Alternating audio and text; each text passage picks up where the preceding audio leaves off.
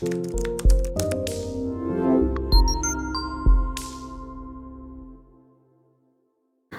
आज हम डिस्कस करेंगे मेनोपॉज के बारे में। सो मेनोपॉज एक नॉर्मल फिजियोलॉजिकल कंडीशन है फीमेल्स में, ये कोई पैथोलॉजिकल कंडीशन नहीं है फर्स्ट ऑफ ऑल।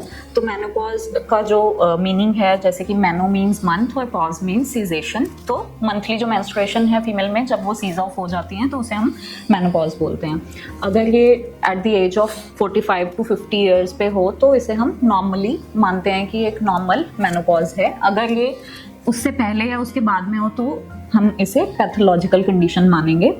तो मेनोपॉज होने में अगर हम देखें कि नेचुरल जो फिजियोलॉजिकल थिंग जो अकर हो रही है उसमें क्या होता है कि AMH हार्मोन जो होता है फीमेल्स में, एंटी मलेरियन हार्मोन, वो रिस्पॉन्सिबल होता है फॉलिकुलर एक्टिविटी के लिए, फॉलिकुलर ग्रोथ के लिए, जो फॉलिकल्स बन रहे हैं या एग बन रहे हैं फीमेल में। तो अगर वो कम हो जाए, विच मीन्स कि जैसे जैसे हम एज करते हैं, फीमेल एज करती है वैसे वैसे वो कम होना स्टार्ट हो जाता है। तो जब उसके लेवल्स बिल्कुल ज़ीरो से भी कम या निल हो जाएं तो इट मीन्स कि वो फीमेल मेनोपॉज में लैंड करेगी, बिकॉज उस टाइम पे उसकी जो फॉलिकुलर एक्टिविटी है वो भी डाउन जा रही है, ना तो एग रिलीज़ हो रहा है, बन ही नहीं रहा है, तो रिलीज़ कहाँ से होगा। तो उसके साथ साथ क्या होगा, फिर प्रोजेस्टेरॉन लेवल्स भी कम होने शुरू हो जाएंगे, लेटर ऑन फिर एस्ट्रोजन लेवल्स भी कम होंगे, जिसके साथ हमारी जो एंडोमेट्रियम है उसकी भी एट्रोफी होनी शुरू हो जाती है, विच मीन्स कि वो मेच्योर नहीं हो पाती और फिर वो शेड भी नहीं होगी, तो अल्टीमेटली जो फीमेल है वो मेनोपॉज में लैंड कर जाएगी। अगर हम इसकी स्टेजेस की बात करें तो इसके 3 स्टेजेस हम मानते हैं, पेरीमेनोपॉज, मेनोपॉज और पोस्ट मेनोपॉज। पेरीमेनोपॉज में आपके पास फीमेल आएगी कंप्लेंट लेके कि मेरे को हॉट फ्लैशेस हो रहे हैं बहुत ज़्यादा, मेरे को ऐसा फील हो रहा है कि मैं कोई भी चीज़ कहीं पे भी रख के भूल जा रही हूँ, तो उसे ऐसे लगता है कहीं मुझे डिमेंशिया तो नहीं हो रहा। फिर उसे बहुत ज़्यादा इरेगुलर मेंस्ट्रुएशन होगी, लेट्स से कि 4 महीने नहीं हो रही, फिर 5वें महीने आ रही है, या 6 महीने नहीं हो रही, 7वें महीने फिर से आ रही है, या 10 महीने नहीं हो रही, 11वें महीने फिर से उसको पीरियड्स आ रहे हैं, तो ऐसा भी उसे देखने को मिलेगा। ऑन द अदर हैंड वो फील करेगी कि उसकी जो बावल हैबिट्स हैं वो बहुत ज़्यादा चेंज हो रही हैं, कभी उसको लूज टूल्स हो रहे हैं, कभी कॉन्स्टिपेशन हो रही है, तो ऐसे जैसा वो सफ़र करेगी, तो वो आके कंप्लेंट करेगी। इट मीन्स हमें उसे समझाना है कि तो अब मेनोपॉज की तरफ जा रही है। तो वो स्टेज होती है पेरीमेनोपॉजल स्टेज। वो सडन चेंज इसलिए आता है क्योंकि हमारे जो हार्मोन्स हैं फीमेल्स में, जो हार्मोन्स होते हैं, एस्ट्रोजन हो गया या प्रोजेस्टेरॉन हो गया, उनका सडन शफलिंग होता है, तो उस वजह से एक फीमेल को ये सब चीज़ें जो हैं वो एक्सपीरियंस करने को मिलती हैं। ये स्टेज शुरू होती है 40s के मिड से, या मान के चलो कईयों को 35 के बाद भी स्टार्ट हो जाती है ये stage. After that comes menopause. Menopause में भी यही सिम्टम्स आगे फीमेल को देखने को मिलते हैं, लेकिन वो पीक लेवल पे जाते हैं, जैसे कि हॉट फ्लैशेस होगी, या किसी किसी को डिमेंशिया बहुत पीक लेवल का चला जाता है, या स्लीप डिस्टर्बेंसेस बहुत ज़्यादा होनी शुरू हो जाती है। इंसोम्निया के केसेस भी मिलते हैं हमें देखने को इस स्टेज में। मेनोपॉज तो इटसेल्फ ही जब मेंस्ट्रुएशन जो है वो सीज ऑफ हो जाएगा, इसको अगर हमने देखना है कि हाँ एक्चुअल में फीमेल को मेनोपॉज हुआ है या नहीं, उसके लिए एक डायग्नोस्टिक क्राइटेरिया होता है कि फीमेल अगर आपके पास आ रही है कि मेरे को 12 मंथ से कोई पीरियड्स नहीं है और एज भी कंसिडरेबल है, हमें अगर मतलब वो आ रही है 45 के बाद या 50 की एज में, तो हम उसे मेनोपॉज की कंडीशन मानेंगे। आइदर अगर आ रही है कि मेरे को 10 महीने के बाद 11वें महीने फिर से पीरियड्स हुए हैं, तो उसे हम पेरीमेनोपॉजल स्टेज में कंसिडर करेंगे। उसके बाद स्टेज आती है पोस्ट मेनोपॉज की।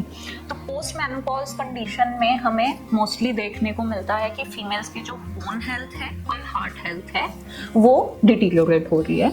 उसका रीज़न सीधा सीधा यही होता है कि एस्ट्रोजन के लेवल्स जब कम हो जाते हैं तो जो हमारा कैल्शियम एब्जॉर्प्शन है वो हैम्पर होता है, तो फीमेल लैंड करती है बोन हेल्थ इश्यूज़ में। ये स्टेजेस की बात हो गई।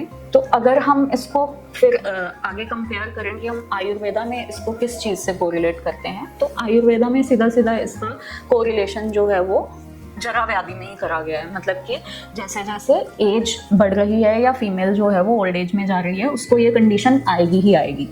तो इसमें इम्पॉर्टेंटली वात दोष का ही रोल रहता है। जैसे फीमेल एज करती है वात दोष इंक्रीज होता है बॉडी में और वो फिर धातु क्षय की तरफ जाता है। तो इटसेल्फ जो एग्स हैं या फिर हम आर्तक बोल दें इसको, तो इसका क्षय फिर होएगा ही होएगा जब धातु क्षय आएगा, क्योंकि ये उपधातु है रस धातु की।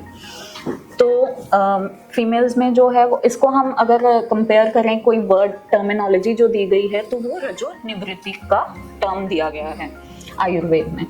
तो इसके आयुर्वेद में इसको अगर हम देखें कि इसको हम कैसे मैनेज करें, बिकॉज हमें मैनेज करना पड़ेगा, क्योंकि फीमेल को या तो ज़्यादातर जैसे वैसे फीमेल्स हमारे पास आएंगी कि पोस्ट मेनोपॉजल स्टेज में आएंगी, क्योंकि उनको ऑस्टियोपोरोसिस के केसेस या हार्ट कंडीशंस आनी शुरू हो जाती है, या बहुत ही सीवियर लेवल का डिमेंशिया होना शुरू हो जाता है उनको, या फिर अल्जाइमर डिजीज़ में भी लैंड करती हैं फीमेल्स इस वजह से। Mood swings. हाँ, मूड स्विंग्स। तो फिर हम यूजुअली जो हम ट्रीटमेंट देते हैं, अगर मॉडर्न की बात करें तो उसमें सीधा हार्मोनल रिप्लेसमेंट थेरेपी देते हैं वो लोग, या फिर वो लोग डिप्रेशन की मेडिसिन दे देते हैं, है ना, एंटी डिप्रेसेंट्स या सेडेटिव्स या हिप्नोटिक्स ड्रग्स यूज़ करते हैं। But in case of Ayurveda हम उन्हें माइंड कामिंग हर्ब्स के साथ, जैसे कि ब्राह्मी हो गई या फिर अश्वगंधा हो गया, है ना, या फिर इसमें इंडियन वैलेरियाना का बहुत, तगर का बहुत अच्छा यूज़ है। फिर हम उसे कुछ ना कुछ जो है वो हार्मोनल इम्बैलेंस जो हो रहा है, एक सडन शिफ्ट बन रहा है, उसके लिए भी कुछ देंगे, तो उसमें हम शतावरी का यूज़ करते हैं, या फिर हम उसको अशोक का यूज़ करवाते हैं। अगर हम बात करें कि उसको ये बोन डिजनरेशन की, तो उसके लिए हमारे पास पिष्टियाँ हैं, जैसे कीक पिष्टी हो गई, है ना, या मुक्ता शुक्ति हो गई, शंखभस्म हो गई, हम इनका यूज़ करेंगे, या कुकुटांत्वक का भी बहुत अच्छा यूज़ है। अगर हम प्लैनेट आयुर्वेदा की मेडिसिन के बारे में बात करें तो एज सच हम उन्हें या तो फीमेल हेल्थ सपोर्ट देते हैं यहाँ पे इनिशियली जब वो हमारे पास आते हैं, फीमेल हेल्थ सपोर्ट का यूज़ करते हैं, हम ब्रह्मी कैप्सूल्स का यूज़ करते हैं, हमारे पास फीमोप्लान सिरप है उसका यूज़ करते हैं, और साथ के साथ हम add on coral calcium complex हम एड ऑन करते हैं, पित्ता बैलेंस हम देते हैं, बिकॉज ऑस्टियोपोरोसिस होएगा ही होएगा फीमेल को, क्योंकि बोन मिनरल डेंसिटी जो है वो डाउन जाती ही है। तो ये एक बेसिक क्राइटेरिया है। उसके बाद अगर हम बात करें और मेडिकेशंस की, तो हमें मेन फोकस रखना होता है, एक तो उनके अग्निदीपन पे भी हमें फोकस रखना होता है, और उनके जो वात बढ़ रहा है उसको भी शमन हमने करना होता है, तो हम घृत फॉर्मुलेशंस का भी यूज़ कर सकते हैं। तो प्लेन ब्रह्मी ना देके हम ब्रह्मी घृत भी चला सकते हैं, या शतावरी घृत का भी बहुत अच्छा यूज़ है इसमें। और बाकी हम दशमूला रिष्ट का भी यूज़ करेंगे यहाँ पे, वही वात का ही मेन हम लेके कि धातु क्षय हो रहा है, तो भल्ले औषधि अश्वगंधा वगैरह भी हम यहाँ पे देंगे। एट द लास्ट हम उन्हें डाइट एडवाइस करेंगे, जिसमें हमें उन्हें मेन फोकस रखना है कि कटु तिक्त कषाय चीज़ें जो हैं, मतलब बिटर, पंजेंट और एस्ट्रिंजेंट चीज़ें जो हैं उनका कम से कम यूज़ करें, बिकॉज वो हमारे वात को और ज़्यादा बढ़ाएंगी, और वो जो धातु क्षय या डिजनरेशन चल रहा है उसको और कम करेगी। हमें उन्हें मधुरम्ल लवण ये चीज़ें लेने के लिए बोलना है, ताकि जो वात है वो और ज़्यादा क्षय ना हो। तो बल्ले चीज़ें जैसे कि उनको घी का सेवन जो है वो करने को बोलना है डेली बेसिस पे, घृतपान बोलो, या फिर जो गोल्डन मिल्क हम जैसे बोलते हैं तो उसका सेवन करने के लिए बोलना चाहिए हमें। और जितनी भी चीज़ें जैसे, क्योंकि अग्निमांद्य भी यहाँ चल रहा होता है, तो उन्हें हमें हमेशा यही बोलना है कि आप जो भी डाइट ले रहे हो वो ईजी टू डाइजेस्ट ही होनी चाहिए। कुछ भी ऐसे heavy to intake packaged food या फिर ये मैदे से बनी चीज़ें, ये सब चीज़ों को हमें, या तली हुई चीज़ें जितनी भी हैं वो अवॉइड करने के लिए ही बोलना चाहिए। बिल्कुल सिंपल डाइट होनी चाहिए, बिकॉज जैसे जैसे हम एज करते हैं वैसे वैसे हमारी जो डाइजेस्टिव पावर है या फिर जितना भी हमारा डाइजेस्टिव सिस्टम है वो भी वीक होता चला जाता है। That is one of the reason कि कॉन्स्टिपेशन इनमें हमें काफ़ी देखने को मिलता है। इसमें आप लोग कुमारी का बहुत अच्छा यूज़ कर सकते हो, एलोवेरा का फ्रेश जूस प्रिपेयर करके, वो आपकी बाउल हैबिट्स को भी क्लियर करेगा और फीमेल हेल्थ के लिए भी वो काफ़ी अच्छा है, उसका यूज़ भी किया जा सकता है। और हमारे पास नारी कल्याण चूर्ण है, उसका यूज़ भी किया जा सकता है। कई बार तो सिर्फ शतावरी और ब्राह्मी, जो शतावरी का घृत दे दो, ब्राह्मी वटी या ब्राह्मी कैप्सूल कुछ भी दे दो, तो that works very good for them, just that तो कॉम्बिनेशन करके भी आते हैं। शतावरी कल्प भी है, ट्रांजिशन हो रहा होता है कि एकदम हाई लेवल ऑफ हार्मोन से जो लो लेवल ऑफ हार्मोन्स की तरफ जा रहा है, तो इसको बैलेंस करने में हेल्प करता है चीज़ें। और इनको नट्स एंड सीड्स का इससे आप गाइड कर सकते हैं, आलमंड्स, वालनट, ये सब कुछ, पम्पकिन सीड्स, है ना, सोई और चिया सीड्स हो गए, सब नट्स एंड सीड्स का इस्तेमाल अच्छे से रखेंगे तो एक तो कोई भी nuts and seeds they are healthy fats, तो हेल्दी फैट्स वगैरह जो भी है काफ़ी सारे हार्मोन्स के प्रिकॉर्सर्स होते हैं, तो उसको फॉर्मेशन में भी हेल्प करते हैं। और साथ के साथ हमें बोन डिजनरेशन भी बचाना है, जैसे हेल्दी फैट्स हो गए, प्रोटीन्स हो गए, सब कुछ इसमें ही है साथ के साथ, तो उसमें भी वो हेल्प करते हैं। और they are rich in minerals, omega 3 fatty acid होता है सबसे ज़्यादा उसमें, और उनका ग्लाइसेमिक इंडेक्स, जितने भी नट्स एंड सीड्स हैं उनका ग्लाइसेमिक इंडेक्स 0 होता है, तो वो आपकी हेल्थ को बिल्कुल भी इफेक्ट नहीं करती है। समहाउ उनमें फाइबर कंटेंट ही रहता है, वो आपकी गट हेल्थ के लिए भी अच्छा है, एंड ब्रेन के लिए तो है ही अच्छा। जैसे आपकी योगा और प्राणायाम भी उनको हेल्प करना चाहिए तो किसी भी ट्रांजिशन हो। और जैसे योगा आसन में भी जो पेल्विक फ्लोर की मसल्स की एक्सरसाइजेस हैं वो स्पेशली रिकमेंड करनी चाहिए। Urinary incontinence. और साथ में प्राणायाम में भी माइंड को रिलैक्सिंग यानी जो स्पेसिफिक जैसे भ्रामरी हो गया, शीतली हो गया, ये उनको स्पेसिफिकली बोलना चाहिए।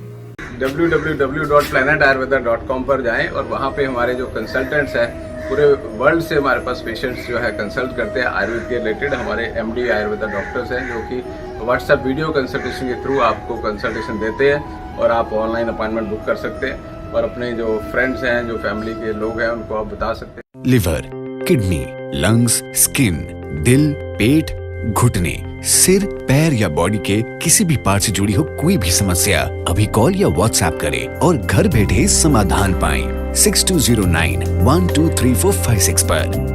हाँ जी, अब सब बीमारियों का इलाज है बहुत आसान। आपकी सेहत से जुड़ी हर समस्या का समाधान मिल रहा है घर बैठे। अब आप दुनिया के किसी भी कोने से टॉप प्लैनेट आयुर्वेदा एक्सपर्ट से ऑनलाइन बात करें, परामर्श लें और दवा की भी करवाएं होम डिलीवरी। हेल्थ प्रॉब्लम्स कोई भी हो, सोल्यूशन सिर्फ एक, www.planetayurveda.com। पूरे प्लैनेट की सेहत का नंबर 1 साथी।